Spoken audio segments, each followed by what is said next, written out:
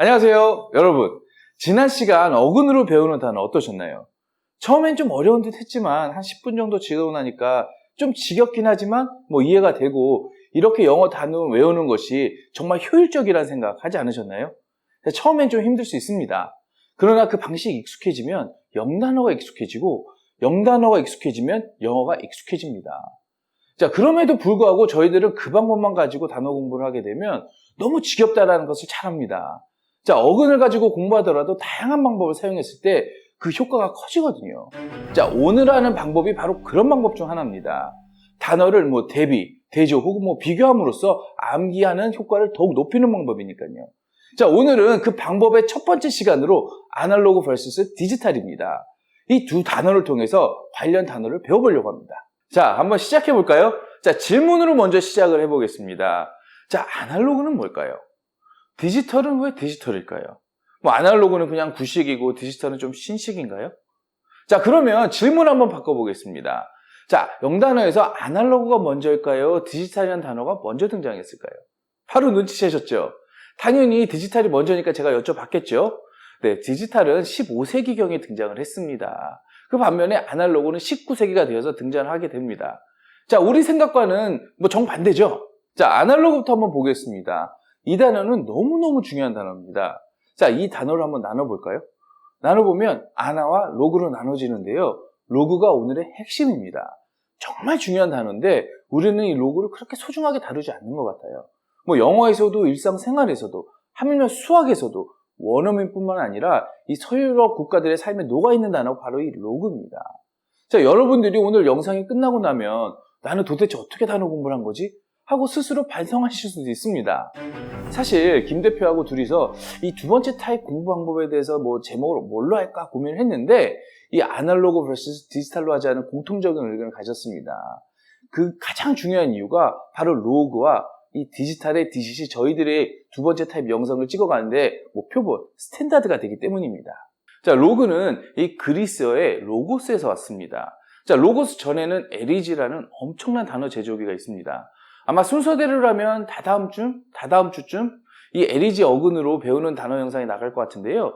너무너무 중요한 어근이라서 따로 하나의 영상에 온 힘을 다해도 부족하지 않을까 고민하면서 마지막 스크립트를 정리할 정도로 대단한 어근입니다. 자, 오늘은 깊이 파기보다는 좀 넓게 여유를 가지려고 합니다. 또 로고스를 설명하자면 이 단어장이 아니라 천하게 돼버리니까 오늘은 로그에 집중을 해보겠습니다.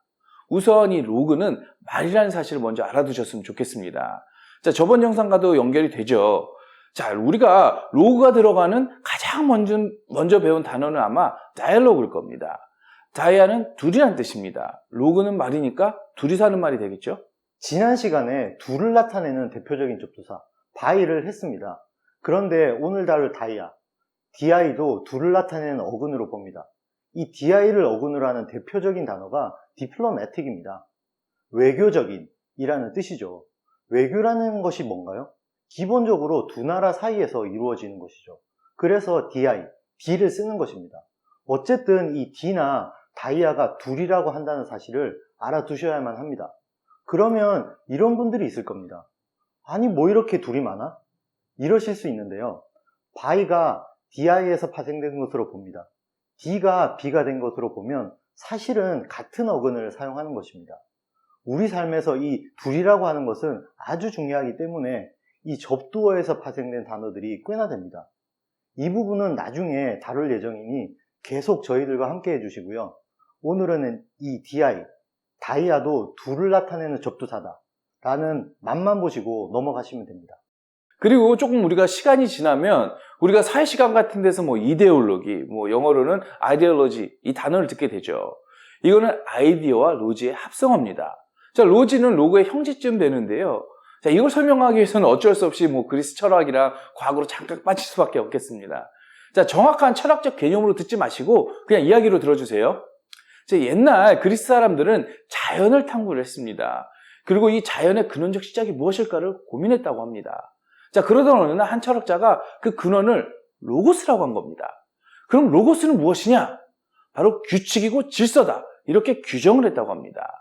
자연의 규칙, 자연의 질서, 연상되는 거 없으세요? 과학이죠. 그리고 이 학문과 말 이렇게 파생되는 겁니다. 로고스가 과학이나 학문으로 사용될 때의 모습은 대부분 로지가 됩니다. 말로 표현될 때는 로그가 되는 거죠. 자, 과학이나 학문으로 쓰는 로지에는 어떤 단어들이 있을까요? biology, 바이오는 생명이죠. 그래서 생물학이 됩니다. 자, psychology, psycho는 mind, 정신입니다. 그래서 psychology 하면 심리학이 되는 거죠. geology, geology의 geo는 earth, 그래서 지질학이 되는 겁니다. 자, 이런 단어들은 중고등학교 들어가면서 자주 접하게 되죠. 물론 이것보다 어려운 학문 관련 단어들도 있지만 오늘은 어근을 깊이 파기보다는 넓게 공부해 보기로 했죠. 자, 이런 어근이나 접두사, 접미사는 반복해서 다룰 거니까요. 오늘은 편안하게 한번 넘어가 보죠. 그렇다면 이런 질문이 있을 수도 있습니다. economics, ethics. economics. 너무 잘 아는 단어죠. 경제학입니다. ethics는 ethos라고 하는 인간의 본성을 나타내는 단어에서 나온 것입니다. 인간의 본성을 다루는 학문, 윤리학이죠. ethos, logos. 그리스어의 느낌은 비슷하네요. 그리고 ICS가 붙으면 학문이 된다는 사실도 재미있으시죠? 이런 학문들, 그러니까 ICS로 끝나거나 다른 것들도 있습니다. 이런 건 로지랑 어떤 차이가 있을까요? 절대적인 건 아닙니다만은 일단 로지는 좀 오래됐죠. 그리스 시대부터 붙였다고 하니까요. 그런데 더 중요한 게 있습니다. 바로 앞에서 언급드렸듯이 이 그리스 사람들이 탐구한 것이 자연이었잖아요.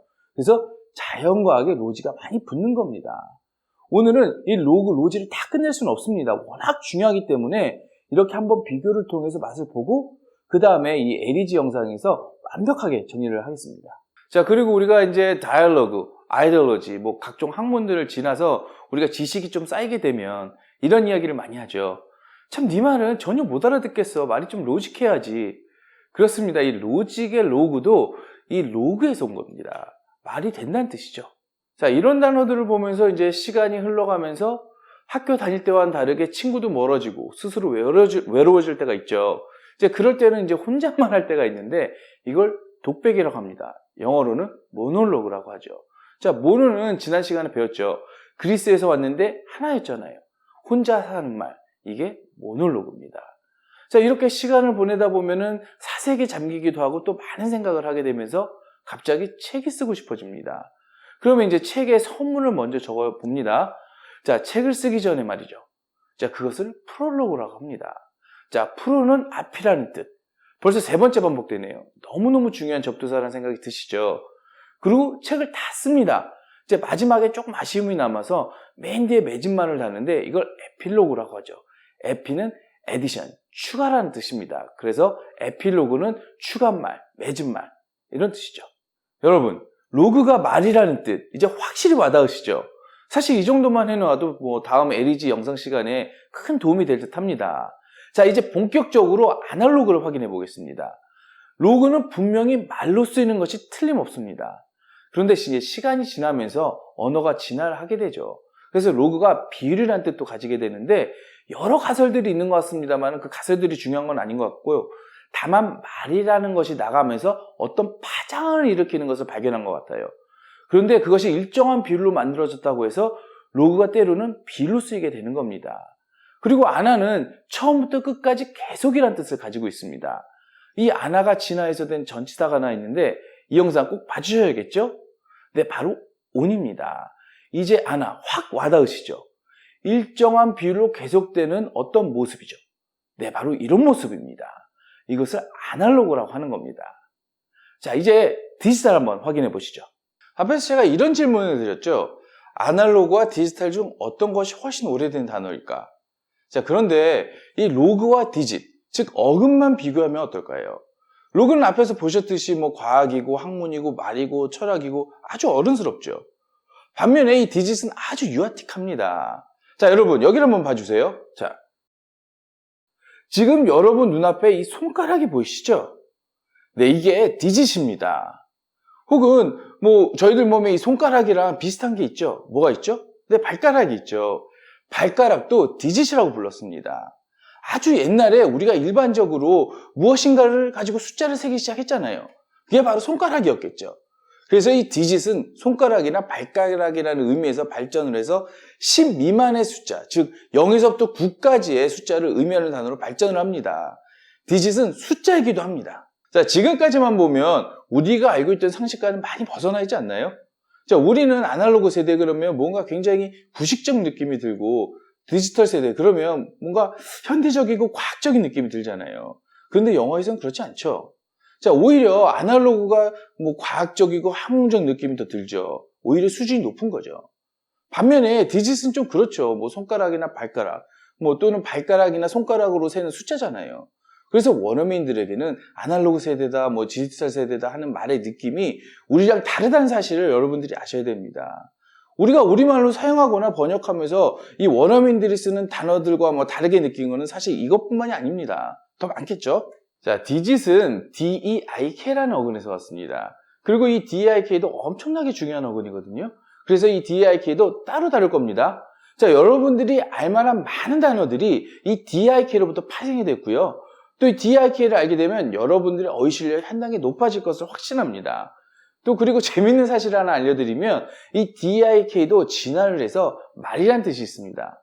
자, 그러고 보니까 저희들이 초반에 다루는 어근들이 전부 말과 관련돼 있죠? DEIK. 이 어근도 단어 제적이라고 할 만큼 많은 단어를 생산해내었습니다.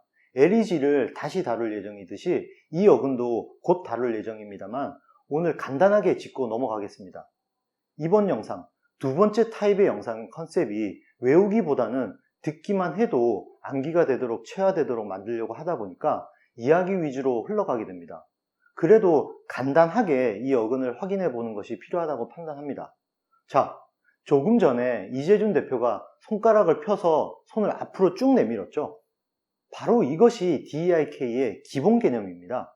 보여주다입니다. 보통 서양에서는 손을 보여줌으로써 자기가 친구라는 표시를 했다고 합니다. 이것이 발전을 해서 악수가 되었다고 하죠. 그래서 보여주는 것이 손으로 연결되고 손이 다시 손가락으로 연결되고 그것이 다시 숫자로 연결되는 이 어근의 느낌 꼭 가지고 계세요. 다음 DEIK의 어근 영상이 쉬워집니다. 이 단어 한번 보시죠. 컨디션이라는 단어가 있습니다. 컨은 뭐라고 했죠? 벌써 세 번째입니다. 컨은 together, 합치는 거죠. digit이나 did, 비슷해 보이지 않나요? 네, 이 did도 DEIK에서 온 겁니다. 자, 어떤 것에 모든 것을 모아서 보여주는 것, 이런 뜻이 되죠. 그래서 우리가 아는 컨디션이라는 단어가 나온 겁니다. 자, 컨디션은 모든 것을 모아서 어떤 상태를 보여주는 거잖아요. 자, 그래서 컨디션 이렇게 만들어진 겁니다. 자, 그리고 이거 검지죠? 이걸 우린 영어로 인덱스 핑거라고 합니다. 사실 인덱스가 원래 검지입니다. 한번 볼까요? 이는 우리가 잘 아는 선안의 전치사 할 때 그 인이라고 보시면 됩니다. 그리고 덱스는 DEIK에서 왔습니다. 자, DEIK가 보여주기도 하지만 손가락도 된다고 했잖아요. 그래서 손가락은 손가락인데 선 안에 있는 걸 뭔가를 가리키는 거, 뭔가를 보여줄 때 쓰는 손가락이죠. 그래서 이 검지가 인덱스인 겁니다. 더 재밌는 단어를 한번 보겠습니다. 저지라는 단어가 있습니다. 뭐 판사나 심판 이런 뜻이죠. 여러분들이 너무나 잘 아는 단어잖아요. 그런데 이것도 DEIK에서 왔습니다. 이 just와 DGE로 나눠지는데 이 DGE 파트가 DEIK에서 파생된 겁니다. 자, 무슨 뜻이죠? just는 바로 혹은 바른 뜻이잖아요. 그래서 뜻이 뭐 바르게 보여주는 것 이겁니다. 그래서 저 사람이다, 뭐 저 사람이 죄인이다 이렇게 뭐 손가락으로 가리키는 것에서 유래된 거죠. 자, 우리 또 새로운 단어 한번 더 볼까요? predict라는 단어가 있죠. pre는 앞이죠. 이 dict도 DEIK에서 왔으니까 보여주는 거잖아요. 뭘 보여주는 거죠? 앞에 있는 걸 보여주는 거죠. 그래서 이게 예측하다, 예상하다가 되는 겁니다. 이 단어 형성의 원리라는 것이 참 별게 아닙니다. 이 별거가 아니라는 것을 깨닫는 것이 정말로 중요합니다. 자, 앞에서 이 로그가 인생 전반에 걸친 시리어스란 단어라고 한다면 이 디짓은 제가 말씀드렸듯이 좀 가볍고 유아틱한 느낌이 있습니다. 자, 그런데 이것이 근현대 와서 역할이 달라지죠. 이 로그는 기존에 뭐 과학, 학문, 언어 등 큰 역할을 하고 있었는데 갑자기 뭐 컴퓨터, 사진, 전화기, TV 등 이 디지털이 필요하게 된 겁니다. 이때부터 디지털의 역할이 커지기 시작을 하는 거죠. 자, 왜 그런가 보면 우리가 대표적으로 잘 아는 이 아날로그의 파장은 이렇게 생겼습니다. 그런데 이런 형태의 파장은 현대 생활을 담기에는 이 공간이라든가 시간의 제약이 굉장히 큽니다. 어떤 학자는 우리가 살고 있는 모든 것이 이런 파장으로 이루어졌다고 합니다. 로그는 자연이니까요. nature. 그런데 아이러니컬하게도 이 디지털, 우리가 대표적으로 잘 아는 2디짓, 이진법이죠. 자, 이렇게 생겼죠. 이 숫자들만 가지고 있으면 되는 겁니다. 아주 효율적인 거죠. 뭐 공간이라든가 시간의 제약도 거의 없고. 그래서 오늘날과 같이 바쁘고 빠르고 넓어진 세상에서는 이 디지털의 위상이 커질 수밖에 없는 겁니다. 자, 오늘은 이야기로 아날로그와 디지털을 풀어보면서 이 로그와 디짓에 관련된 단어들을 확인해 보았는데요. 단어는 사실 때로는 너무 자세하게 들여다보기보다는 조금 떨어져서 바라보는 지혜가 필요할 때가 있습니다. 특히 로그와 디짓처럼 우리 삶에 녹아있는 단어들은 한 번에 끄집어내서 자세하게 들여다보면 더욱 우리를 어렵게 만들 수가 있거든요. 앞에서 말씀드린 대로 이 로그의 L이 뒷부리와 이 디짓의 DEIK, 이 어근은 이 영상을 통해서 여러분에게 느껴지는 그 느낌을 가지고 하나하나 다시 한번 어근문법에서 자세하게 다룰 예정이니까 여러분들 너무 걱정하지 마시고요. 오늘도 함께 해주셔서 정말 감사합니다. 좋은 하루 되세요. Have a good one.